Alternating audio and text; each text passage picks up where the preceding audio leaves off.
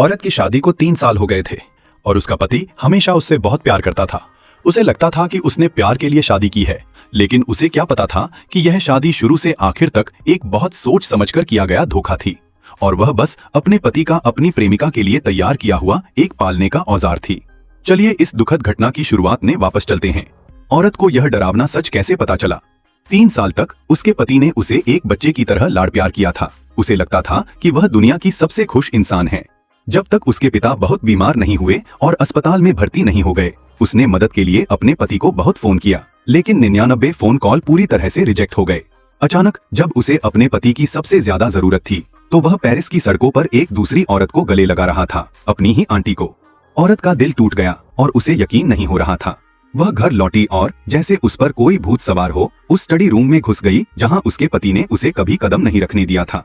दीवार पर उसने जो देखा, उसने उसे एक बर्फीले गड्ढे में धकेल दिया।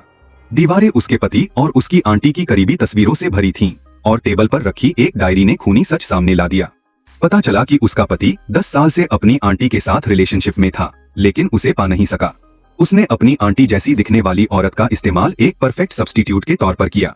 न सिर्फ 4 साल पहले हुआ कार एक्सीडेंट एक सोच समझकर किया गया बहादुरी का काम था, बल्कि शादी के बाद उसका रोजाना प्यार भी एक दिखावा था। प्यार का एक दिखावा ताकि वह अपनी आंटी जैसा बच्चा पैदा करे।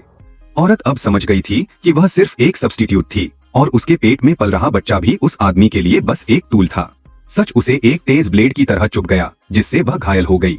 उसने शांति से एक वकील से कांटेक्ट किया। वह धोखे से पैदा हुए बच्चे के लिए तलाक और अबॉर्शन चाहती थी।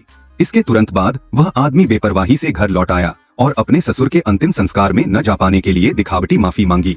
औरत ने बिना किसी भाव के उसे 2 डॉक्यूमेंट दिए, जिन पर उसने बिना देखे ही साइन कर दिए।